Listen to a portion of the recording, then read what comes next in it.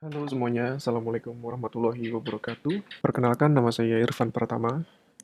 Saya adalah pengajar di program studi Sistem Informasi, Fakultas Teknologi Informasi Universitas Mercu Buana Yogyakarta. Senang sekali saya bisa berbagi, mudah-mudahan apa yang nanti disampaikan bisa berguna kepada kalian semua. Oke, jadi saya diberikan tema oleh teman-teman dari KKN kelompok 102 ini adalah tentang bagaimana kita memanfaatkan teknologi, spesifiknya adalah teknologi informasi di masa pandemi seperti sekarang ini.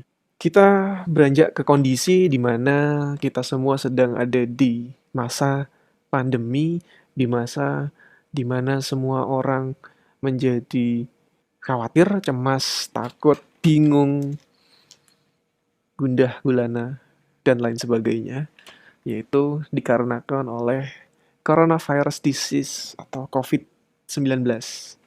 Nah, kalau misalkan kalian bisa lihat di gambar yang saya taruh di situ, ada beberapa gambar nih.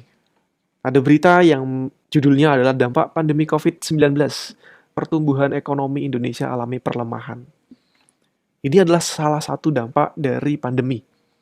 Bagaimana ekonomi atau perputaran ekonomi di Indonesia menjadi menurun, kemudian daya beli masyarakat tidak ada karena tidak ada pemasukan sekalipun, karena kita diharuskan di rumah saja, sehingga aktivitas ekonomi yang tadinya di pasar ramai menjadi sepi, daya beli masyarakat menurun juga, dan itu menjadi salah satu dampak yang mungkin dirasakan di sebagian besar orang. Lalu yang kedua adalah dampak yang dirasakan oleh anak-anak sekolah atau orang tua yang punya anak masa sekolah. Ya sebenarnya teman-teman di kampus pun juga merasakan dampaknya, kami-kami yang menjadi dosen juga merasakan, intinya semua yang ada di bidang pendidikan juga merasakan hal ini. Di mana model model pendidikan atau model pengajaran yang tadinya kita bisa setiap hari atau setiap minggu itu ketemu di kelas tanpa rasa takut, tanpa rasa cemas apapun kita bisa lakukan dengan semestinya, sekarang harus dialihkan menggunakan model daring atau online. Banyak juga keluhan-keluhan dari teman-teman mahasiswa dari Prodi SI sendiri yang mengeluhkan, kok kita masih online aja Pak, kan jadi susah, kita nggak paham apa-apa karena kita cuma video conference atau video call itu cuman dalam satu semester cuma beberapa kali. Sedangkan kalau biasanya kita bisa ketemu langsung, kita bisa tanya langsung, itu jadi lebih enak. Tapi dengan kondisi seperti ini, kita jadi diharuskan untuk mengubah model pembelajaran kita sementara ya, mudah-mudahan ini model pembelajaran sementara sampai kondisinya membaik dengan cara online. Seperti yang dilihat di gambar di situ terlihat ada masnya yang paling tua pakai laptop, adiknya yang pertama pakai handphone, terus adiknya yang kecil main PS gitu kan. Ya, jadi peralihan konsep pembelajaran itu juga menimbulkan dampak plus minusnya gitu. Yang dirasakan yang pasti dampak minusnya yang paling dirasakan adalah tingkat pemahaman siswa atau mahasiswa itu menjadi menurun. Karena apa? Karena kurangnya interaksi antara peserta didik dengan pengajarnya.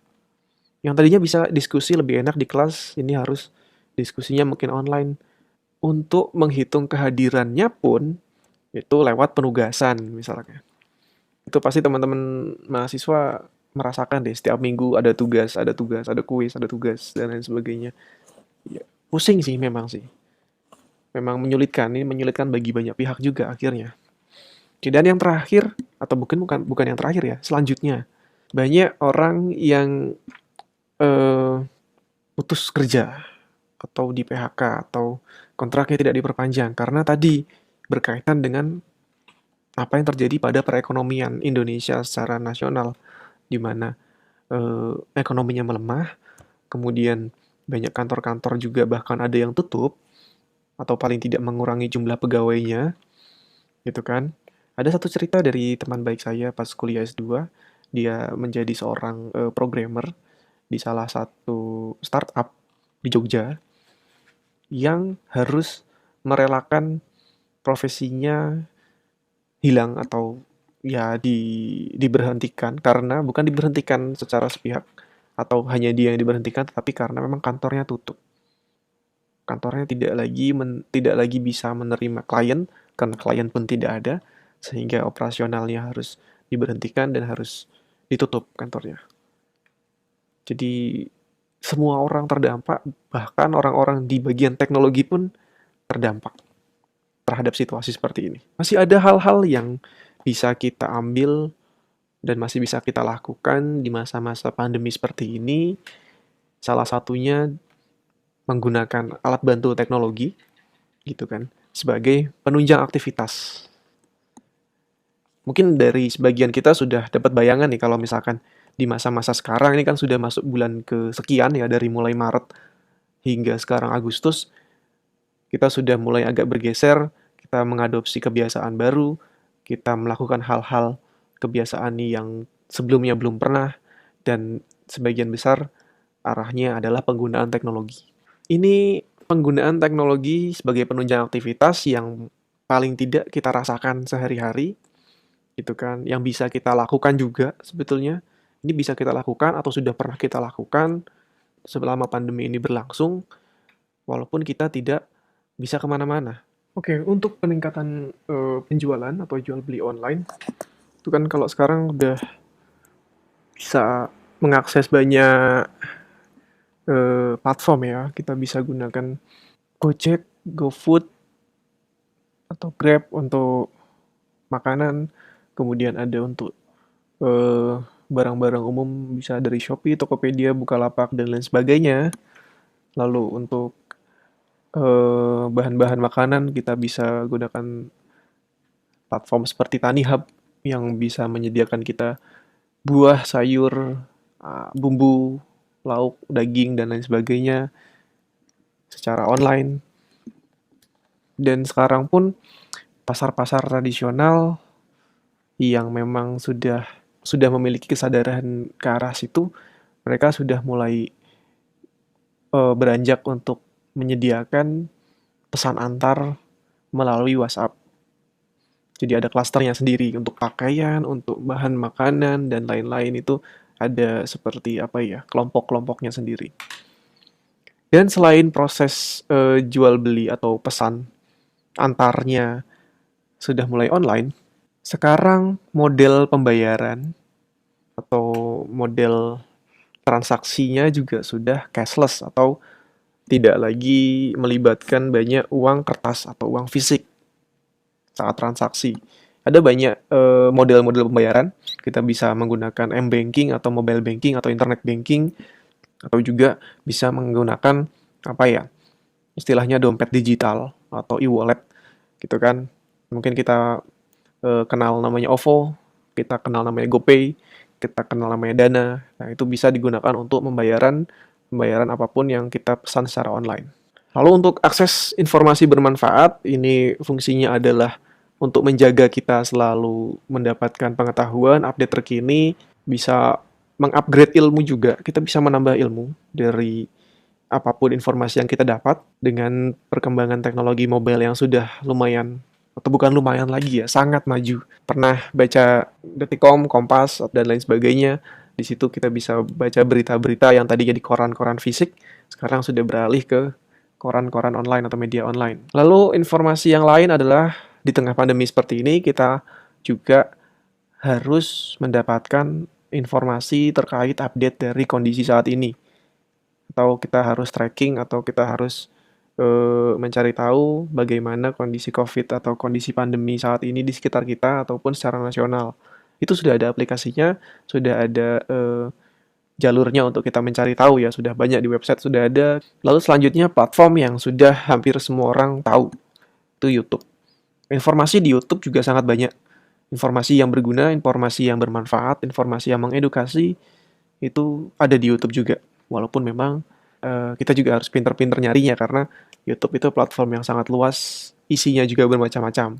Lalu untuk yang belajar jarak jauh, untuk setiap mungkin di sekolah, untuk kalau yang masih sekolah atau yang sudah kuliah, kita sudah lumayan lama, kurang lebih hampir 5-6 bulan kita belajar dari rumah, yang dari sekolah juga belajar di rumah, yang dari kampus juga belajar dari rumah. Kita menggunakan model-model platform yang sifatnya online. Kalau di kampus kita sendiri di Universitas Mercu Buana itu kita punya sistem e-learning kita sendiri, jadi kita bisa melakukan proses belajar mengajar. Kita bisa taruh materi, kita bisa taruh video, kita bisa taruh apapun konten materi atau pembelajaran, dan juga kuis. Juga kita sediakan forum di situ, jadi kita bisa eh, berinteraksi di situ. Atau mungkin kalau yang di sekolahan, mungkin ada yang pakai ruang guru sebagai platform belajarnya, mungkin sebagai penunjang, atau belajarnya via WhatsApp. Jadi kita punya soal, kita punya pertanyaan, WhatsApp ke gurunya, atau dijawab, dan lain sebagainya. Itu interaksi-interaksi yang terjadi. Karena teknologi itu konsepnya kan memecah batas ruang dan waktu untuk memberikan kebutuhan pengetahuan bagi masyarakat juga.